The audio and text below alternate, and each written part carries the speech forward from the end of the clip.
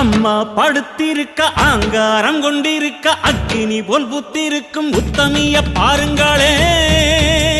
நீட்டி படுத்திருக்க நீதி சொல்ல காத்திருக்க ஈசான பொட்டலிலே மாசாணி பாருங்களே.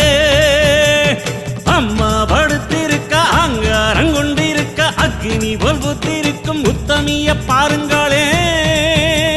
நீட்டி படுத்திருக்க நீதி சொல்ல காத்திருக்க ஈசான பொட்டலிலே மாசாணி பாருங்களே.